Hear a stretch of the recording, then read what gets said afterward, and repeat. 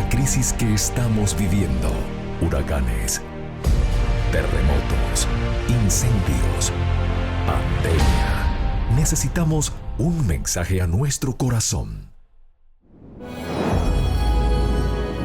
Ministerio al pequeño rebaño. Porque tú coges la voz. La voz se llega ya. Reciban un saludo de parte de su amigo el pastor Miguel Tirado. Continuamos hoy con la segunda parte del capítulo 74 del libro El deseado de todas las gentes. Este capítulo se titula Getsemaní y me acompaña El pastor Orlando González. Qué privilegio hoy juntos orar. Eterno y amado Padre, desciende para ungirnos hoy. Que tu gracia, que tu amor derramado sobre cada uno de nosotros sea, oh Señor, bálsamo a nuestras vidas. Permítanos hoy entender tu sacrificio en la cruz y ser tocados y ser sensibles a tu llamado eterno. Ven en el nombre de Jesús. Amén. Amén. Luego que Jesús por segunda vez llegó a sus discípulos y los encontró durmiendo. Apartándose, Jesús volvió al lugar de retiro y cayó postrado, vencido por el horror de una gran oscuridad. La humanidad del Hijo de Dios temblaba en esa hora penosa. Oraba ahora, no por sus discípulos para que su fe no faltase, sino por su propia alma tentada y agonizante. Había llegado el momento pavoroso, el momento que había de decidir el destino del mundo. La suerte de la humanidad pendía en un hilo. Cristo podía aún ahora negarse a beber la copa destinada al hombre culpable. Todavía no era demasiado tarde. Podía enjugar el sangriento sudor de su frente y dejar que el hombre pereciese en su iniquidad. Podía decir: reciba el transgresor la penalidad de su pecado, y yo volveré a mi Padre. ¿Beberá el Hijo de Dios la amarga copa de la humillación y la agonía? ¿Sufriría el inocente las consecuencias de la maldición del pecado para salvar a los culpables? Las palabras caen temblorosamente en los pálidos labios de Jesús. Padre mío, si no puede este vaso pasar de mí sin que yo lo beba, hágase tu voluntad. 3 veces repitió esta oración. 3 veces rehuyó su humanidad el último y culminante sacrificio. Pero ahora surge delante del Redentor del mundo la historia de la familia humana. Ve que los transgresores de la ley, abandonados a sí mismos, tendrían que perecer. Ve la impotencia del hombre, ve el poder del pecado. Los ayes y lamentos de un mundo condenado surgen delante de él. Contempla la suerte que le tocaría y su decisión queda hecha. Salvará al hombre, sea cual fuese el costo. Acepta su bautismo de sangre, a fin de que por él los millones que perecen puedan obtener vida eterna. Dejó los atrios celestiales, donde todo es pureza, felicidad y gloria, para salvar a las ovejas perdidas, al mundo que cayó por la transgresión, y no se apartará de su misión. Hará propiciación por una raza que quiso pecar. Su oración expresa ahora solamente su misión. Si no puede este vaso pasar de mí sin que yo lo beba, hágase tu voluntad. Habiendo hecho la decisión, cayó moribundo al suelo, del que se había levantado parcialmente. ¿Dónde estaban ahora sus discípulos para poner tiernamente sus manos bajo la cabeza de su maestro desmayado y bañar esa frente desfigurada de verdad más que la de los hijos de los hombres? El Salvador pisó solo el lagar y no hubo nadie del pueblo con él. Pero Dios sufrió con su Hijo. Los ángeles contemplaron la agonía del Salvador. Vieron a su Señor rodeado por las legiones de las fuerzas satánicas y su naturaleza abrumada por un pavor misterioso que lo hacía estremecerse. Hubo silencio en el cielo. Ningún arpa vibraba. Si los mortales hubiesen percibido el asombro de las huestes angélicas mientras en silencioso pesar veían al Padre retirar sus rayos de luz, amor y gloria de su Hijo amado, comprenderían mejor cuán odioso es a su vista el pecado. Los mundos que no habían caído y los ángeles celestiales habían mirado con intenso interés mientras el conflicto se acercaba a su fin. Satanás y su confederación del mal, las legiones de la apostasía, presenciaban atentamente esta gran crisis de la obra de redención. Las potestades del bien y del mal esperaban para ver qué respuesta recibiría la oración 3 veces repetida por Cristo.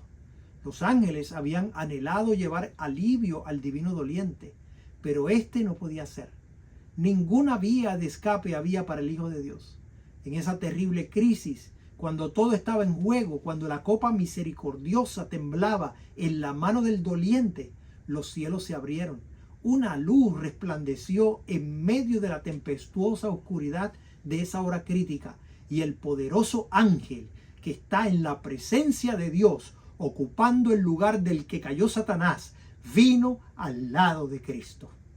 No vino para quitar de sus manos la copa, sino para fortalecerle a fin de que pudiese beberla, asegurando del amor de su Padre. Vino para dar poder al suplicante divino humano. Le mostró los cielos abiertos y le habló de las almas que se salvarían como resultado de su sufrimiento. Les aseguró que su Padre es mayor y más poderoso que Satanás, que su muerte ocasionaría la derrota completa de Satanás y que el reino de este mundo sería dado a los santos del Altísimo. Le dijo que veía el trabajo de su alma y quedaría satisfecho porque vería una multitud de seres humanos salvados, eternamente salvos. La agonía de Cristo no cesó, pero le abandonaron su depresión y desaliento. La tormenta no se había apaciguado, pero el que era su objeto fue fortalecido para soportar su furia. Salió de la prueba sereno y henchido de calma. Una paz celestial se leía en su rostro manchado de sangre.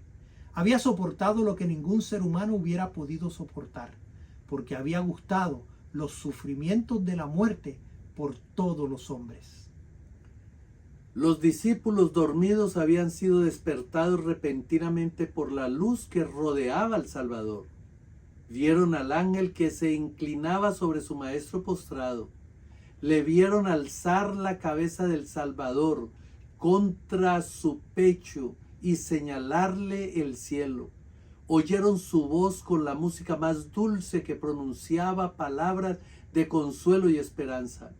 Los discípulos recordaron la escena transcurrida en el monte de la transfiguración. Recordaron la gloria que en el templo había circuido a Jesús y la voz de Dios que hablara desde la nube. Ahora esa misma gloria se volvía a revelar y no sintieron ya temor por su maestro.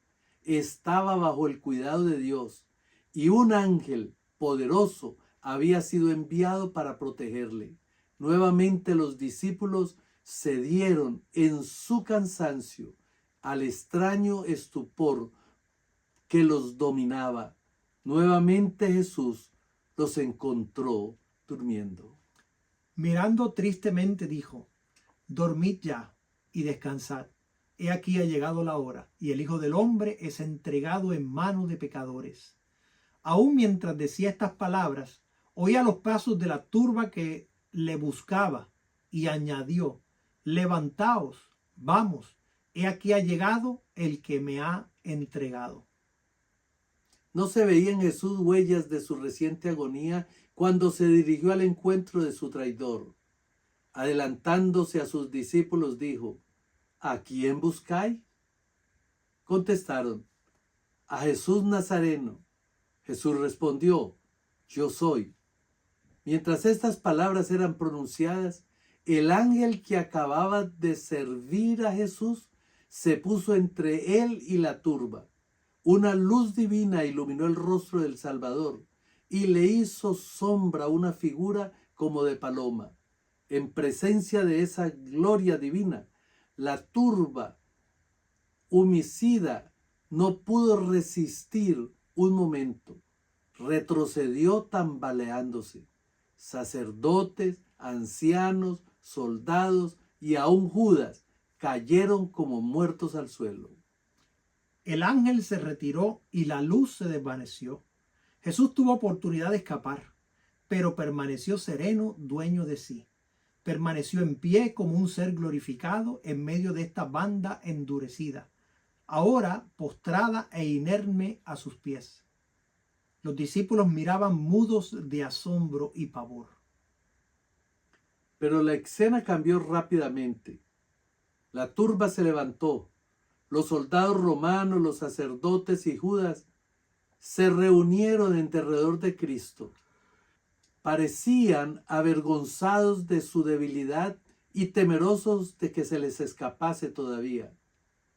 Volvió el Redentor a preguntar: ¿a quién buscáis?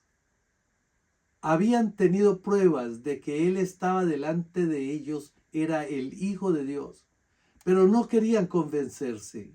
A la pregunta, ¿a quién buscáis?, volvieron a contestar: a Jesús Nazareno.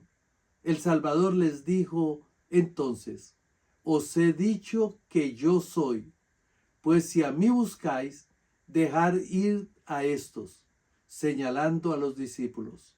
Sabía cuán débil era la fe de ellos y trataba de escudarlos de la tentación y la prueba. Estaba listo para sacrificarse por ellos. El traidor Judas no se olvidó de la parte que debía desempeñar. Cuando entró la turba en el huerto, iba delante, seguido de cerca por el sumo sacerdote. Había dado una señal a los perseguidores de Jesús, diciendo: al que yo besare, aquel es, prendedle. Ahora, fingiendo no tener parte con ellos, se acercó a Jesús, le tomó de la mano como un amigo familiar y diciendo: salve maestro, le besó repetidas veces, simulando llorar de simpatía por él en su peligro. Jesús le dijo: amigo, ¿a qué vienes? Su voz temblaba de pesar al añadir: Judas, ¿con beso entregas al Hijo del Hombre? Esta súplica debiera haber despertado la conciencia del traidor y conmovido su obstinado corazón, pero le habían abandonado la honra, la fidelidad y la ternura humana. Se mostró audaz y desafiador, sin disposición a enternecerse. Se había entregado a Satanás y no podía resistirle. Jesús no rechazó el beso del traidor. La turba se envalentonó al ver a Judas tocar la persona de aquel que había estado glorificado ante sus ojos tan poco tiempo antes. Se apoderó entonces de Jesús y procedió a atar aquellas preciosas manos que siempre habían dedicado a hacer bien. Los discípulos habían pensado que su maestro no se dejaría prender, porque el mismo poder que había hecho caer como muertos a esos hombres podía dominarlos hasta que Jesús y sus compañeros escapasen. Se quedaron chasqueados e indignados al ver sacar las cuerdas para atar las manos de aquel a quien amaba. En su ira, Pedro sacó impulsivamente su espada y trató de defender a su maestro, pero no logró sino cortar una oreja del siervo del sumo sacerdote. Cuando Jesús vio lo que había hecho, libró sus manos, y aunque eran sujetadas firmemente por los soldados romanos, y diciendo: dejad hasta aquí, tocó la oreja herida, y ésta quedó inmediatamente sana. Dijo luego a Pedro: vuelve tu espada a su lugar, porque todos los que tomaren espada, a espada perecerán. ¿Acaso piensas que no puedo ahora orar a mi Padre, y Él me dará más de 12 legiones de ángeles? Una legión en lugar de cada uno de los discípulos. Pero los discípulos se preguntaban: oh, ¿por qué no se salva a sí mismo y a nosotros? Contestando a su pensamiento inexpresado, añadió: ¿Cómo pues se cumplirán las escrituras, que así conviene que sea hecho? El vaso que el Padre me ha dado, ¿no lo tengo que beber? La dignidad oficial de los dirigentes judíos no les había impedido unirse al perseguimiento de Jesús. Su arresto era un asunto demasiado importante para confiarlo a subordinados. Así que los astutos sacerdotes y ancianos se habían unido a la policía del templo y a la turba para seguir a Judas hasta Getsemaní. ¿Qué compañía para estos dignatarios? Una turba ávida de excitación y armada con toda clase de instrumentos, como para perseguir a una fiera. Volviéndose a los sacerdotes y ancianos, Jesús fijó sobre ellos su mirada escrutadora. Mientras viviesen, no se olvidarían de las palabras que pronunciara. Eran como agudas saetas del Todopoderoso. Con dignidad dijo: Salisteis contra mí con espadas y palos, como contra un ladrón. Día tras día estaba sentado enseñando en el templo. Tuvisteis toda oportunidad de echarme mano y nada hicisteis. La noche se adapta mejor para vuestra obra. Esta es vuestra obra y la potestad de las tinieblas. Los discípulos quedaron aterrorizados al ver que Jesús permitía que se le prendiese y atase. Se ofendieron porque sufría esta humillación para sí y para ellos. No podían comprender su conducta y le inculpaban por someterse a la turba. En su indignación y temor, Pedro propuso que se salvasen a sí mismos. Siguiendo esta sugestión, todos los discípulos huyeron dejándole, pero Cristo había predicho esta deserción. He aquí había dicho: la hora viene y ha venido, que seréis esparcidos cada uno por su parte, y me dejaréis solo, mas no estoy solo, porque el Padre está conmigo. En el momento más difícil de nuestro Señor Jesucristo, la soledad aparente tomaba forma, buscando controlar sentimientos y emociones de Jesús. Pero en la verdad, aunque sus amados le abandonaban, Él no estaba solo. Su Padre le acompañaba camino a la victoria eterna. Una victoria manchada por la sangre, pero segura y fiel para siempre. Dejemos que esa victoria nos tome, nos cubra, nos llene de gracia. Clamémosle a Dios para que bendiga y dirija nuestra vida en oración. Amoroso Padre, cuán hermoso el ministerio de los ángeles, donde cuando en más necesidad estamos, ellos están a nuestro lado para consolarnos, para apoyarnos, para bendecirnos, para animarnos. Sin el ministerio de ellos, nuestra alma perecería.